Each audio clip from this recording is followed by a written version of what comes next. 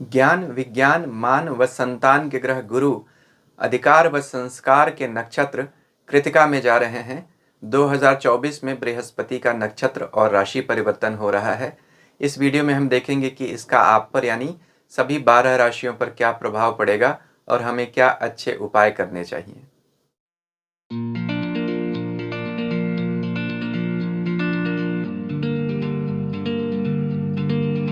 ओम नमः शिवाय। मैं अंशुमान आपका स्वागत करता हूं। अप्रैल में 2024 में बृहस्पति पहले नक्षत्र फिर राशि परिवर्तन कर रहे हैं। इसका सभी 12 राशियों पर क्या प्रभाव पड़ेगा विस्तार से समझेंगे। जब भी कोई ग्रह किसी नक्षत्र में जाता है तो उसके गुण भी अपने में समाहित कर लेता है और सभी 12 राशियों को एक जैसा परिणाम देता है, तो उपाय भी फिर एक जैसे ही करने चाहिए। इसीलिए वीडियो के शुरू में मैं आपको विस्तार से समझाऊंगा कि बृहस्पति जब कृतिका नक्षत्र में जाएंगे तो सभी को कौन सा परिणाम देंगे और कौन से 5 कॉमन उपाय करने चाहिए। इसके बाद सभी 12 राशियों का राशिफल एक एक करके बताऊंगा। तो यह महत्वपूर्ण बातें जो वीडियो के शुरू में मुझे बतानी है, सभी 12 राशियों के साथ राशिफल के साथ बार बार रिपीट नहीं करूंगा। देखिए, सबसे पहले जानते हैं राशि परिवर्तन और नक्षत्र परिवर्तन कब हो रहा है।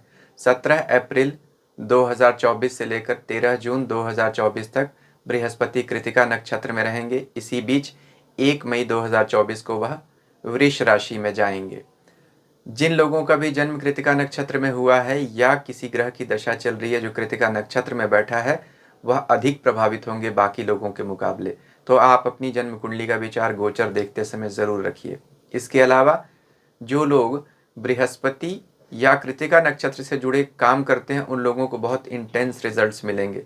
Teaching, administration, social service, politics और किसी तरह की गवर्नमेंट सर्विस, यह लोग अधिक प्रभावित होने वाले हैं। देखिए, गुरु धर्म का ग्रह है और कृतिका सूर्य का नक्षत्र है। सूर्य आत्मा को प्रदर्शित करता है, तो गुरु जब भी सूर्य के साथ मिलता है इसे हम धर्मात्मा योग कहते हैं। 17 अप्रैल से 1 मई तक बृहस्पति और सूर्य एक साथ होंगे। जब बृहस्पति भी इस नक्षत्र में और सूर्य के साथ मेष राशि में बैठे होंगे तो यह रिजल्ट्स सबसे अधिक ज़्यादा इंटेंस मिलने वाले हैं। विष्णु पुराण कहता है, तत्कर्म यन्न बंधाए सा विद्या या विमुक्तये आयासाया परम कर्म विद्यान्या शिल्पनय पुणम। विद्या वही जो हमें मुक्त करे। गुरु ज्ञान का ग्रह है, वह हमें सही व गलत में फर्क करना सिखाता है, क्रिटिकल थिंकिंग देता है। यह जो कृतिका नक्षत्र है इसका मतलब ही होता है काटना। इस नक्षत्र का सिंबल कुल्हाड़ी है। तो किन लोगों पर इसका अधिक प्रभाव पड़ेगा? People in organisation restructuring, human resources, financial management, inventory management. जहाँ भी दिमाग लगाकर सोच समझकर किसी तरह की राशनिंग करनी है या चॉप एंड चेंज करना है, वहाँ उन लोगों के लिए यह परिवर्तन बहुत अच्छा है। जैसे कोई आदमी ह्यूमन रिसोर्सेज में है, उसको यह देखना है कि मैन पावर कैसे डिस्ट्रीब्यूट करना है, वह अधिक प्रभावित होंगे। कोई आदमी इन्वेंट्री मैनेजमेंट में है, उसको सप्लाई एंड ऑर्डर का मैनेजमेंट देखना है, कितना सामान रखना है, कहाँ डिस्ट्रीब्यूट करना है, उन सब लोगों के लिए यह कृतिका नक्षत्र और गुरु का गोचर अधिक प्रभावित करेगा, क्योंकि यह नक्षत्र और यह ग्रह इन्हीं लोगों को तो डिनोट करते हैं। थोड़ा और नक्षत्र को समझते हैं तो और विस्तार में बात समझ में आएगी। कृतिका का मतलब होता है करना। यह कृत धातु से बना है, संस्कृत की। कृत यानी one who is destined to do a particular work. अब शिव पुराण में 2 जगह कृतिका की चर्चा आती है। कृतिका को कृत्या भी कभी कभी कहा जाता है। कृतिका देवियों के नाम है, जो 6 देवियां थीं जिन्होंने भगवान कार्तिकेय का बचपन में पालन पोषण किया था। तारकासुर अत्याचार से जब सृष्टि प्रभावित हो रही थी तो शिव के पुत्र का जन्म हुआ। जन्म के समय में ही उन्हें 6 देवियां ले गईं और उन्होंने उनका पालन पोषण किया। तो हम समझते हैं कि यह किसी विशेष पर्पस के लिए यह कृतिका नक्षत्र होता है। दूसरी कथा कृत्याओं की आती है शिव पुराण में ही। जब दक्ष के यज्ञ में माता सती ने अग्नि की समाधि ले ली थी तो भगवान शिव के क्रोध से भैरव प्रकट हुए और उन्होंने जाकर दक्ष के यज्ञ का विध्वंस करना शुरू किया। दक्ष प्रजापति ने पुरोहित जो थे यज्ञ के, पूषा और भृगु, उनसे यह प्रार्थना की कि आप लोग हमारे यज्ञ की रक्षा करें। उन्होंने यज्ञ में मंत्रों से आहुति दी और कृत्या प्रकट हुई। वह कृत्या जो किसी भी को भी जलाकर भस्म कर सकती थी। अब यह अलग बात है कि भैरव जी ने उसे भी नष्ट कर दिया और पूषा के दांत तोड़ दिए, भृगु की दाढ़ी नोच ली। तो हम इससे क्या समझते हैं कि जो कृतिका और कृत्या हैं, इनका एक स्पेशल पर्टिकुलर पर्पस होता है। आज के संदर्भ में हम कैसे समझे? मान लीजिए सरकार ने एक हाई पावर्ड कमेटी बनाई जिसका एक पर्टिकुलर काम है, तो हम यह सुनते हैं कि सरकार ने उसको सारी फैसिलिटीज़ दी, सारे पावर्स दिए, उसके लिए एक स्पेशल पर्पस व्हीकल क्रिएट किया कि उसको कोई फाइनेंशियल ट्रबल नहीं आए, कोई एडमिनिस्ट्रेटिव इशू नहीं आए, उसके लिए सारे रास्ते आसान रहें, कहीं भी रेड टेप में ना फंसे। तो एक एसपीवी हुआ, स्पेशल पर्पस व्हीकल। या कॉरपोरेट के सेंस में हम देखें, कॉरपोरेट पार्लेंस में, तो हम ये कहते हैं कि सीईओ ने एक पर्टिकुलर टीम बनाई है जिसका एक बहुत इंपॉर्टेंट काम है, वह कहीं भी ना रुके, इसलिए उसको फ्री एक्सेस होगा सारे रिसोर्सेज पर कंपनी के। तो यह एक खास तरह का काम करने के लिए यह नक्षत्र पर्टिकुलरली जाना जाता है। यहाँ यह देखिए कि वह काम जो है आपका घोर या अघोर कुछ भी हो सकता है, यानी टफ और benign, any kind of job, वह कृतिका नक्षत्र दिखाता है। लेकिन यह नक्षत्र क्रूर माना जाता है क्योंकि इसके स्वामी सूर्य हैं, तो दहन शक्ति है इसमें, लेकिन ज्ञान है। तो रूथलेस रोल्स जितने होते हैं जहाँ इमोशंस को ज़्यादा नहीं देखा जाता है, उनमें ऐसे लोग बहुत अच्छा करते हैं। या यूँ कहेंगे कि उन लोगों के लिए यह नक्षत्र बहुत ही अच्छा होने वाला है। इस नक्षत्र के देवता अग्नि हैं। अग्नि की अगर आइकोनोग्राफी आप देखेंगे तो Agni is a deity whose head is on fire and who is sitting on a ram, यानी उनके सर से आग निकल रही है लेकिन वह एक भेड़ पर बैठे हुए हैं। भेड़ ही क्यों? क्योंकि भेड़ संतुलन का प्रतीक है। देखिए, पहाड़ की चोटी पर घास चढ़ने के लिए जहाँ हाथी नहीं जा सकता, भेड़ चली जाती है। या ऐसी ऐसी मुश्किल परिस्थितियों में, पहाड़ की ऐसी कंदराओं में जहाँ कुछ नहीं जा सकता कोई जानवर, वहाँ भेड़ बैलेंस करते हुए चढ़ जाती है। तो ये बैलेंस को दिखाती है। अग्नि ने इसे अपना वाहन क्यों चुना? क्योंकि यह दिखाता है even if you are hot headed you must have sure footing.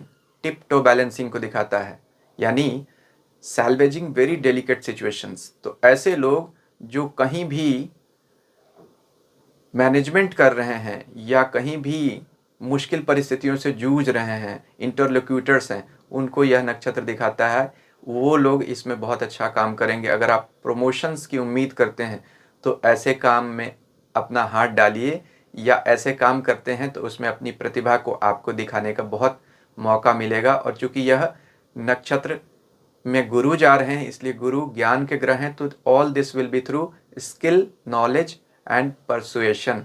इस नक्षत्र की जो शक्ति है वह दहन की शक्ति है, परोगेट्री, यानी जो कुछ भी होगा अब मुश्किल से होगा, मेहनत अधिक करनी पड़ेगी। क्योंकि इसका एक और मतलब होता है कृत्या का, ब्रेक थ्रू या प्रॉस्पेरिटी।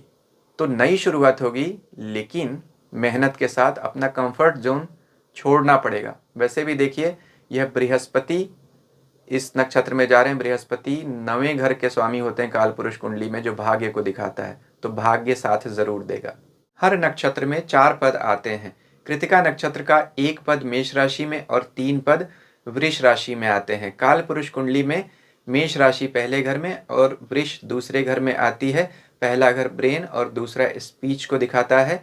तो कृतिका नक्षत्र दोनों पर अधिकार रखता है। सो इट्स ए ट्रांजिट नक्षत्र which works as a bridge और coordinator between brain and speech, यानी हम कैसे सोचें और क्या बोलें, इन पर कृतिका नक्षत्र का अधिकार होता है। हर राशि में 3 नक्षत्रों की एनर्जी आती है। हर नक्षत्र का अलग एनर्जी सिग्नेचर होता है। इसी कारण जब ग्रह एक ही राशि में विभिन्न नक्षत्रों से गुजरता है तो अलग अलग परिणाम देता है। तो अभी ग्रह यानी गुरु जब कृतिका नक्षत्र से गुजरेंगे, वृष राशि में ही एक अलग परिणाम देंगे। ग्रह को आप दही समझें, नक्षत्रों को आप चीनी या नमक समझ सकते हैं।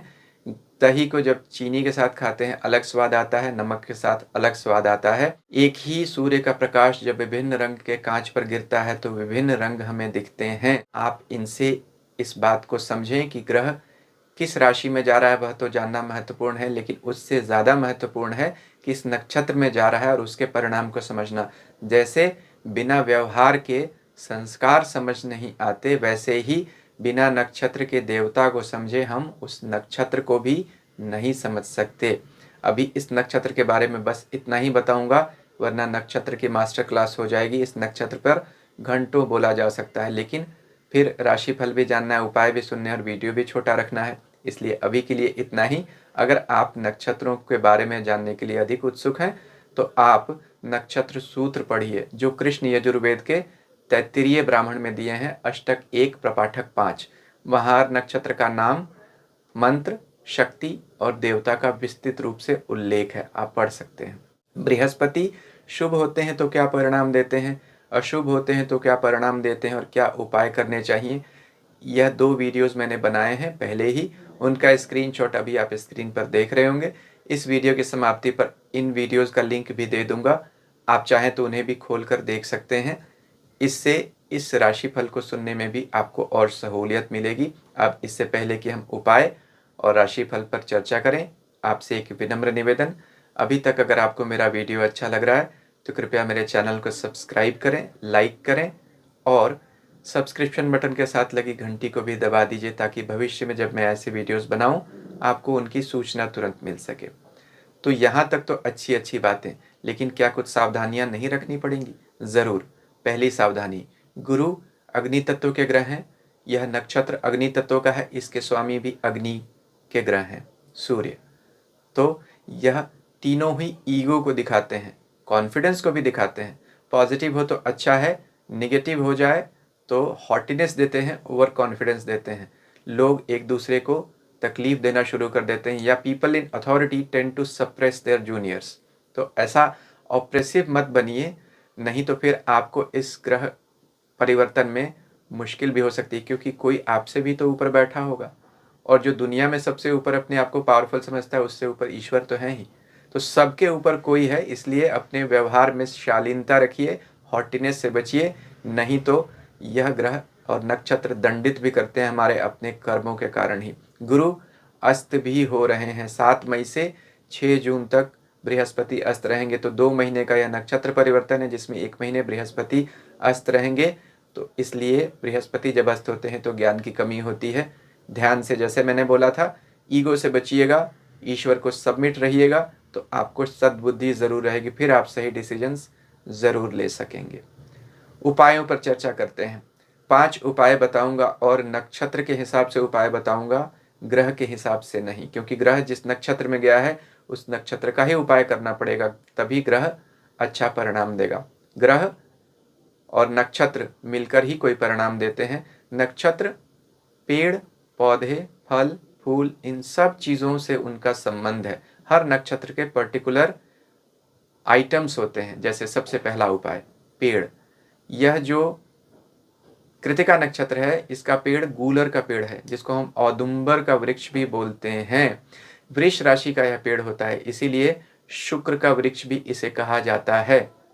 यह वृक्ष आप अपने घर में छोटे से गमले में लगा सकते हैं, नहीं लगाना चाहें, अगर आपके आसपास कहीं लगा हुआ है, वहाँ जाकर आप उसको जल दे सकते हैं। एक छोटा सा प्रयोग बताता हूँ।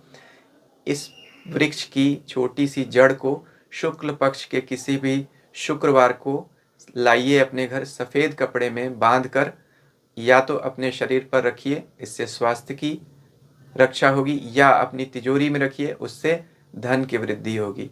अगर पारिवारिक कुछ कलह चल रही है, पति पत्नी में विवाद चल रहे हैं, या पार्टनरशिप में आपको तकलीफ़ें आ रही हैं, उसमें भी समाधान आपको मिल जाएगा। देखिए, यह जो गूलर का फूल है, यह एक किंवदंती है, इसके साथ फोकलोर जुड़ी हुई है कि गूलर का फूल आज तक किसी ने धरती पर देखा नहीं है, कि जब यह फूल गिरता है या फूल उगता है तो उसको यक्ष लोक में ले जाते हैं, क्योंकि यह फूल यक्षों के जो राजा हैं कुबेर को बहुत प्रिय है, और कुबेर जैसा हम जानते हैं धन के स्वामी हैं। तो इसकी जड़ को रखें, इसके पत्तों को रखें, उससे भी कुबेर आकर्षित होते हैं, तो घर में सुख समृद्धि आती है, लक्ष्मी और कुबेर का वास होता है जिस घर में गूलर का पेड़ या फल या छाल रहती है। दूसरा उपाय, इस जो नक्षत्र का फूल है वह चमेली है, जैस्मिन। तो चमेली का फूल जैसा हम जानते हैं शिव जी को बहुत पसंद है और हनुमान जी को भी अति प्रिय है, तभी हनुमान जी को हम चमेली का तेल लगाते हैं। तो चमेली के तेल या चमेली के फूल से हनुमान जी या शिव जी की आराधना कीजिए जब तक इस नक्षत्र में बृहस्पति हैं, बहुत अधिक लाभ होगा। इसका रंग सफ़ेद है नक्षत्र का, इसलिए आप सफ़ेद वस्त्रों का या सफ़ेद एनवायरनमेंट का अधिक यूज़ कर सकते हैं, उससे भी नक्षत्र एक्टिवेट होता है। चौथा उपाय, रुद्राक्ष। इस नक्षत्र का रुद्राक्ष 6 मुखी रुद्राक्ष है, क्योंकि स्वामी इसके कार्तिकेय हैं और कार्तिकेय जैसा हम जानते हैं षडानन है, उनके 6 मुख हैं, क्योंकि 6 कृतिकाओं ने उनका पालन किया। वह 6 माताओं को सुख देने के लिए उन्होंने 6 मुख धारण कर लिए थे, इसलिए 6 मुखी रुद्राक्ष पहनने से शुक्र प्रसन्न होता है। शुक्र से संबंधित जो समस्याएं होती हैं, जैसे स्त्रियों को जो रोग होते हैं, गायनी इश्यूज होते हैं, वह 6 मुखी रुद्राक्ष पहनने से दूर हो जाते हैं। कार्तिकेय को देवताओं का सेनापति भी कहा जाता है, यानी वह सुरक्षा चक्र बनाते हैं हमारे आसपास, तो उनका रुद्राक्ष हमें शत्रुओं से सुरक्षा देता है। 6 दिशाओं को प्रतिनिधित्व करते हैं, यानी पूर्व, पश्चिम, उत्तर, दक्षिण, आकाश और पाताल। तो इसलिए शत्रु किधर से भी आए उधर से हमारी रक्षा करेंगे अगर जो 6 मुखी रुद्राक्ष पहनते हैं, इसलिए आप रुद्राक्ष पहनिए। मेरा व्यक्तिगत अनुभव रुद्राक्ष के साथ बहुत अधिक है, बहुत पॉजिटिव है, इसलिए मैं हमेशा स्टोन की जगह रुद्राक्ष रिकमेंड करता हूँ। अंतिम उपाय, 5वां, फायर रिचुअल, होम, अग्निहोत्र यज्ञ। देखिए, आजकल हम कलयुग में अब भूल चुके हैं, लेकिन अग्निहोत्र यज्ञ करने से अग्नि से जुड़े हुए जो नक्षत्र हैं वो बहुत अधिक अच्छा परिणाम देते हैं, और वैसे सारे ही नक्षत्र और ग्रह सुधर जाते हैं। देखिए, ऋग्वेद का जो पहला ही श्लोक है वह अग्नि के लिए ही है। अग्निम इदे पुरोहितम यज्ञास्य देवम ऋत्विजम होतरम रत्न धातमम, यानी अग्नि हमें समृद्धि दे। भगवान गीता 3 चैप्टर 12वें श्लोक में कहते हैं, इष्टान भोगान ही वो देवा दास्यन्ते यज्ञ भाविता है तैर दत्तान प्रदायेभ्यो यो भूतस्तेन एव सह, यानी देवताओं को हम अग्नि से पुष्ट करें आहुतियां देकर, और वह हमें आशीर्वाद देकर हमारी सांसारिक इच्छाओं की पूर्ति करें। जो बिना देवताओं को यज्ञ का भोग दिए हुए खाते हैं वह चोर हैं। तो हमारे कलयुग में तो हम सब चीज़ों को भूल चुके हैं, अपने धर्म को। किसी भी घर में यज्ञ जल्दी नहीं होते हैं, अग्निहोत्र यज्ञ तो रोज़ करना चाहिए। नहीं भी कर सकते हैं, एक छोटे से पात्र में आप अग्निहोत्र यज्ञ कर सकते हैं। थोड़ी समिधा ले लें, थोड़ा धूप दीप ले लें, और अग्नि के नाम या बृहस्पति के नाम उसमें होम डालें। बृहस्पति के मंत्र कर सकते हैं, अग्नि के मंत्र कर सकते हैं। मुश्किल से 10 मिनट रोज़ का लगेगा, लेकिन यह नक्षत्र एक्टिवेट हो जाएगा। तो यह इन बातों का आप ध्यान रखिए। 5 उपाय हैं, इतने बहुत काफ़ी हैं। 2 महीने के लिए नक्षत्र परिवर्तन हो रहा है, बल्कि मैं ये कह रहा हूँ कि यह उपाय आप वृष राशि में जब तक बृहस्पति हैं तब तक भी कंटिन्यू करेंगे तो आपको लाभ ही होगा। अब हम सभी 12 राशियों का राशिफल एक एक करके देखते हैं। मेष राशि से शुरुआत करते हैं। मेष राशि के लिए बृहस्पति सूर्य के नक्षत्र में जा रहे हैं। सूर्य बृहस्पति के मित्र हैं और आपके 5वें घर के स्वामी हैं। 5वां भाव यानी संतान, लक्ष्मी, विद्या, इमेज, इन सब चीज़ों का लाभ आपको होगा। और बृहस्पति स्वयं भी दूसरे भाव से गोचर करेंगे। दूसरा भाव तो परिवार, कुटुंब और धन का है ही। तो बृहस्पति का सूर्य के नक्षत्र में जाना और दूसरे घर में जाना आप लोगों के लिए धन की अच्छी वृद्धि कर रहा है। साथ साथ ही प्रेम बहुत अधिक बढ़ेगा, चाहे वह परिवार से बढ़े या ईश्वर से बढ़े, अब यह आपको तय करना है। लेकिन मन प्रसन्न रहेगा और आप दूसरों की मदद करने के लिए भी हाथ बढ़ाते रहेंगे, दान करते रहें। इस नक्षत्र परिवर्तन का यही आपको संदेश है। जितना आप लोगों की मदद करेंगे, देंगे, उतना ईश्वर आपको देगा। यहाँ पर सबसे अच्छा अगर परिवर्तन हो रहा है तो वह मेष राशि के लिए ही दिखता है। वृष राशि के लिए बृहस्पति सूर्य के नक्षत्र में जा रहे हैं, जो स्वयं आपके 4थे घर के स्वामी हैं। आप लोगों के लिए परिवार में किसी तरह की शुभ सूचना मिल सकती है। विवाह के योग बहुत सारे लोगों के बनेंगे। संतान प्राप्ति के शुभ संयोग बन सकते हैं वृष राशि वाले लोगों को, क्योंकि वैसे भी चतुर्थेश के ग्रह से नक्षत्र से गुजरेंगे बृहस्पति, और उनकी 5वीं दृष्टि संतान भाव पे होगी। तो परिवार में किसी तरह का वैल्यू एडिशन दिखता है, किसी नए मेंबर का एडिशन भी दिखता है। और परिवार में जब मैंने कहा वैल्यू एडिशन यानी सुख सुविधा के साधनों में भी बढ़ोतरी दिख रही है। कोई नया घर लेना चाहते हैं, नई गाड़ी लेना चाहते हैं, नई फैक्ट्री बनाना चाहते हैं, उन सब के लिए बहुत अच्छा है। जो लोग भी समाज सेवा के कार्यों से जुड़े हैं, सरकारी नौकरी में हैं या एनजीओ में काम करते हैं, उन लोगों के लिए ज़्यादा अच्छा है। वह रिकॉग्नाइज किए जाएंगे, उनके एफर्ट्स को अप्रिशिएट किया जाएगा, प्रमोशंस भी मिल सकता है नौकरी वाले लोगों को, खासतौर पर जो लोग सरकारी नौकरी में हैं। यहाँ वृष राशि वाले लोगों के लिए अच्छा गोचर हम कह सकते हैं। वीडियो के शुरू में जो मैंने उपाय बताए हैं आप उन्हें भी कर लीजिए। मिथुन राशि के लिए बृहस्पति आपके तीसरे घर के स्वामी सूर्य के नक्षत्र में जा रहे हैं और स्वयं 12वें घर से गुजरेंगे। तीसरा भी यात्रा, 12वां भी यात्रा, तीसरा भी विदेश, 12वां भी विदेश, तीसरा ट्रांसफर, 12वां ट्रांसफर। नौकरी वाले लोगों के लिए ट्रांसफर के बहुत अधिक योग बन रहे हैं। जो लोग देश छोड़कर बाहर बसना चाहते हैं, फॉरेन सेटलमेंट चाहते हैं, पीआर चाहते हैं, उन लोगों की इच्छा ज़रूर पूरी करेगा बृहस्पति। बहुत सारी यात्राएं वैसे भी होती हुई दिख रही हैं। जो लोग सेल्स एंड मार्केटिंग के क्षेत्रों में हैं, जहां काम के सिलसिले में बहुत अधिक जाना पड़ता है, भाग दौड़ बहुत अधिक रहती है, फिर वह देखेंगे उनकी भाग दौड़ बढ़ रही है और उनको उनका रिजल्ट भी ज़रूर मिलेगा। खर्चों में आपके लेकिन बढ़ोतरी होगी, कुछ सेहत पर खर्च करना पड़ सकता है।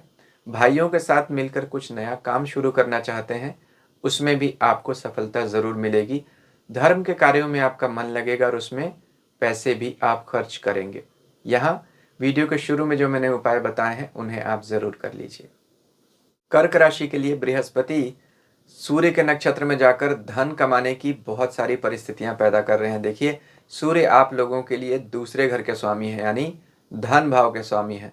बृहस्पति का गोचर आपके 11वें घर से होगा, पहले 10वें घर से होगा जब सूर्य के नक्षत्र में रहेंगे, और कुछ समय तक 11वें घर से होगा। 10वां कर्म है और 11वां इनकम है, यानी काम में बढ़ोतरी होगी और उससे पैसे कमाने के बहुत सारे मौके आपके जनरेट होंगे।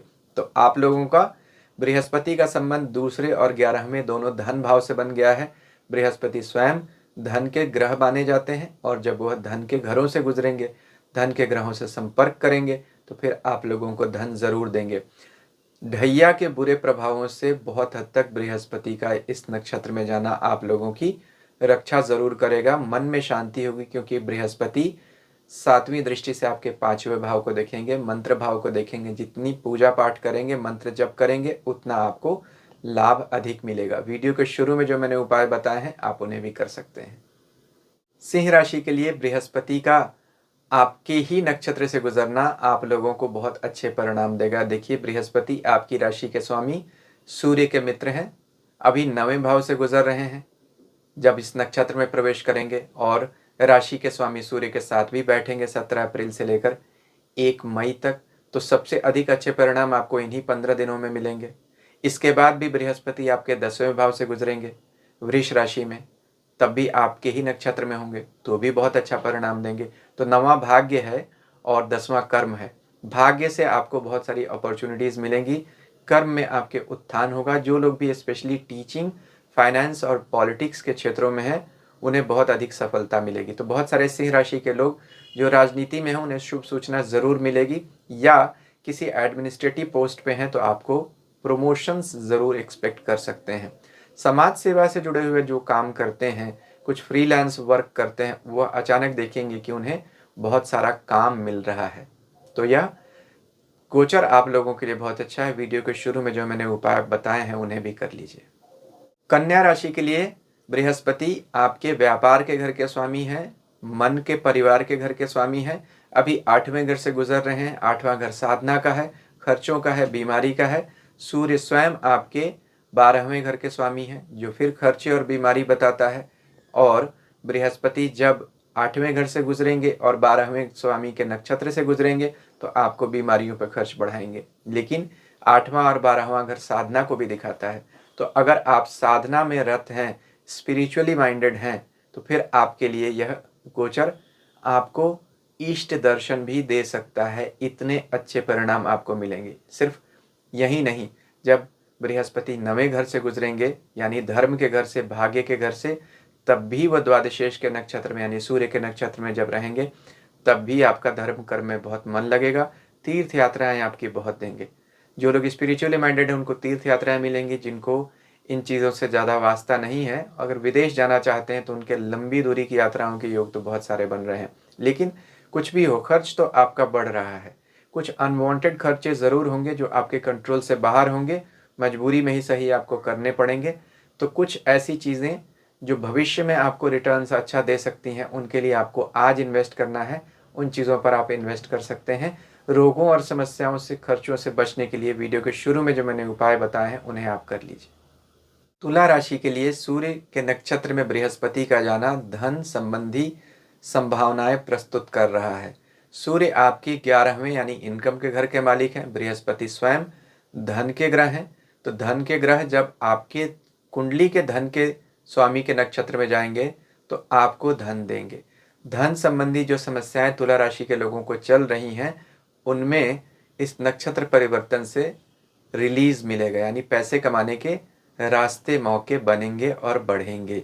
11वां भाव जहाँ का स्वामी सूर्य है, जिसके नक्षत्र में बृहस्पति जा रहे हैं, वह भाव हमारे बड़े लोगों को भी दिखाता है, समाज के सरकार को दिखाता है, सरकारी अधिकारियों को दिखाता है, मित्रों को दिखाता है, प्रतिष्ठित व्यक्तियों को दिखाता है। तो जो लोग भी कॉन्टैक्ट्स के थ्रू काम करते हैं उन्हें अच्छे कॉन्टैक्ट्स मिलेंगे, उनकी अपनी रेपुटेशन भी बढ़ेगी, क्योंकि बृहस्पति का 7वां गोचर हो रहा है। तो बृहस्पति रेपुटेशन को इन्हांस करेंगे, नए नए कॉन्टैक्ट्स आपको ज़रूर बना कर देंगे, क्योंकि यहाँ से बृहस्पति की 5वीं दृष्टि सिंह राशि पर भी आ रही, जिसके स्वामी सूर्य के नक्षत्र में अभी वो जाएंगे। तो एक तरह से सूक्ष्म संबंध तो राशि और नक्षत्र दोनों से ही बृहस्पति का बनेगा। बृहस्पति जब 8वें भाव से गुजरेंगे तब आपकी भाग दौड़ बढ़ाएंगे, लेकिन अचानक धन का लाभ ज़रूर कराएंगे। जब आपने एक्सपेक्ट नहीं किया होगा तब आपको पैसे मिलेंगे। वीडियो के शुरू में जो मैंने उपाय बताए हैं उन्हें कर लेंगे तो यह परिवर्तन आपके लिए शुभ रहेगा। वृश्चिक राशि के लिए बृहस्पति सूर्य के नक्षत्र में गोचर करेंगे। सूर्य आपके 10वें कर्म भाव के स्वामी हैं। बृहस्पति अभी आपके 6ठे घर से, नौकरी के घर से गुजर रहे हैं। हालांकि कॉम्प्लिकेशंस क्रिएट किए हुए हैं, क्योंकि आप लोगों की शनि की ढैया भी चल रही और बृहस्पति का 6ठा गोचर बहुत शुभ नहीं होता है। लेकिन जो लोग भी बुद्धि से काम करते हैं, लड़ते नहीं हैं, उनके लिए 6ठे घर का बृहस्पति अजात शत्रु योग भी बनाता है। तो पावर ऑफ परसुएशन के थ्रू जो लोग अपना काम निकालते हैं, समझा बुझा के, डिप्लोमेसी के थ्रू, उनके लिए अच्छा है। नौकरी अगर आपकी ऐसी है जिसमें ऐसा ही काम करना होता है, सेल्स एंड मार्केटिंग का काम है, एडवाइजरी कंसल्टेंसी है, मेडिकल प्रोफेशन है, लीगल प्रोफेशन है, तो उन लोगों के लिए यहाँ बहुत अच्छा होगा। नेम फेम बहुत बढ़ने के योग दिख रहे हैं। यह तो तब होगा जब 6ठे भाव में बृहस्पति हैं। जब 7वें में जाएंगे तब भी आपको अच्छे परिणाम देंगे, बल्कि इन परिणामों में वृद्धि हो जाएगी, आपकी इमेज और बढ़ेगी, रेपुटेशन इनहैंस करेंगे बृहस्पति वहाँ जाने के बाद। तो यहाँ वृश्चिक राशि वाले लोगों के लिए प्रमोशंस भी दिख रहे हैं और किसी तरह की नई रेस्पॉन्सिबिलिटी भी दिख रही है। काम की जगह में भी बदलाव हो सकता है। वीडियो के शुरू में जो मैंने उपाय बताए हैं उन्हें आप कर लीजिए। धनु राशि के लिए बृहस्पति आपके भाग्येश के नक्षत्र से गुजरेंगे, यानी सूर्य आपके भाग्य के स्वामी हैं और उसके नक्षत्र से बृहस्पति गुजरेंगे। सूर्य स्वयं बृहस्पति के मित्र हैं, तो राशि के स्वामी का अपने मित्र के नक्षत्र से गुजरना, जो भाग्य का भी स्वामी है, भाग्य से आपको बहुत सहूलियत और संभावनाएं लेकर आ रहा है। तो 7.5 समाप्त होने के बावजूद भी जो ग्रह स्थितियों के कारण कुछ अभी तक धनु राशि के लिए बहुत अधिक खुलता हुआ नहीं दिख रहा है, उसमें आपको अब स्कोप दिखने लगेगा, यानी चीज़ें अब अधिक क्लैरिटी के साथ आपके सामने आएंगी। आप नए प्रोग्राम्स बनाएंगे और उन पर एक्ट भी कर पाएंगे। बड़े लोगों का आपको साथ ज़रूर मिलेगा, खास तौर पर अपने अधिकारियों का। सरकारी नौकरी में है तो आपके सुपीरियर्स आपसे बहुत प्रसन्न होंगे, नई जिम्मेदारियां देंगे और आपको प्रमोशंस भी देंगे।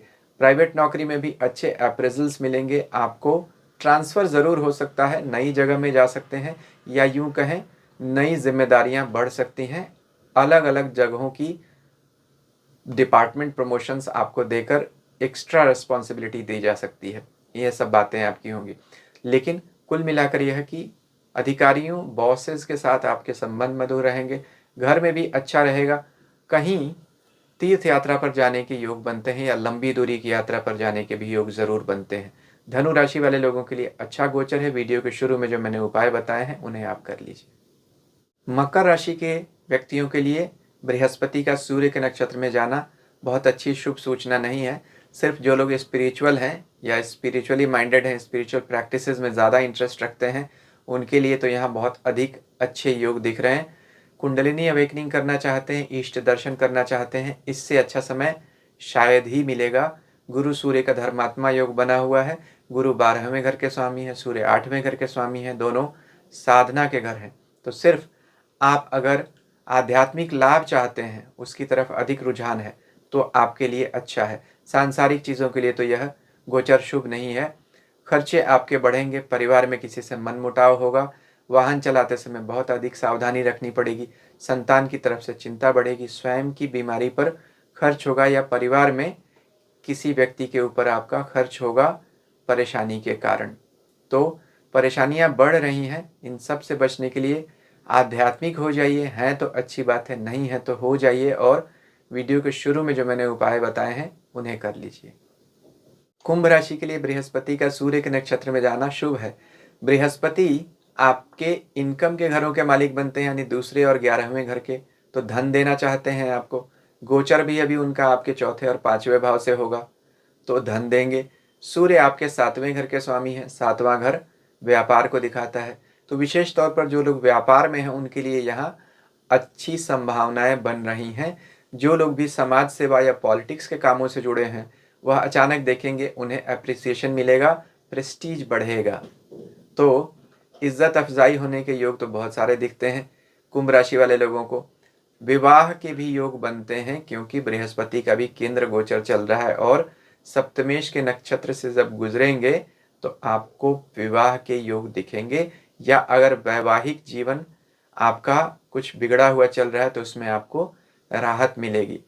अगर वैवाहिक जीवन आपका अच्छा चल रहा है और आप कोई नया काम शुरू करना चाहते हैं, तो अपने जीवन साथी के साथ मिलकर किसी काम को अगर शुरू करें, उसमें आपको बहुत अधिक तरक्की मिलने के योग है। तो बृहस्पति का यह नक्षत्र गोचर आप लोगों के लिए शुभ है। वीडियो के शुरू में जो मैंने उपाय बताए हैं उन्हें जरूर कर लीजिए। मीन राशि के लिए बृहस्पति षष्ठेश के नक्षत्र से गोचर करेंगे। छठा भाव नौकरी का होता है, लेकिन संघर्ष का भी होता है, कर्ज का भी होता है। तो नौकरी में आपको भाग दौड़ अधिक रहेगी, मेहनत बढ़ जाएगी, वर्कलोड आपका बहुत बढ़ेगा। लेकिन चूंकि बृहस्पति का गोचर दूसरा तीसरा है, इसलिए आपको अप्रिसिएशन ज़रूर मिलेगा। लेकिन ट्रांसफर्स के बहुत सारे लोगों के योग बनते हैं, परिवार से दूर जाने का योग बन रहा है। किसी तरह के सैबोटाज से लेकिन आपको बचकर रहना पड़ेगा। कोई आपके खिलाफ कॉन्स्पिरेसी कर सकता है, जिससे आपको तकलीफ हो सकती है, इमेज को डेंट हो सकता है। यह इसलिए भी अधिक संभावना बनती है क्योंकि शनि की 7.5 चल रही है और शनि आपके 12वें घर से गोचर कर रहे हैं। तो किसी तरह की गुप्त शत्रु योजना आपके खिलाफ हो सकती है। अचानक नौकरी में बदलाव हो सकता है या काम की जगह पे बदलाव, रिस्पॉन्सिबिलिटी में बदलाव, कंफर्ट जोन आपका छूट जाएगा, यानी जो आप कर रहे थे उससे अलग कुछ नया करने को कहा जाएगा। व्यापार में जो लोग हैं उनको तो अधिक विचार रखना पड़ेगा, किसी नए काम को अभी शुरू ना करें। वीडियो के शुरू में जो मैंने उपाय बताए हैं उन्हें आप ज़रूर कर लीजिए। अभी आप बृहस्पति के और भी वीडियोस देख रहे होंगे, इन्हें आप देख लेंगे तो आपको और क्लैरिटी मिलेगी। अगर अभी तक आपने मेरा चैनल सब्सक्राइब नहीं किया है, इसे भी आप कर सकते हैं। ईश्वर सबका कल्याण करें। हरि ओम।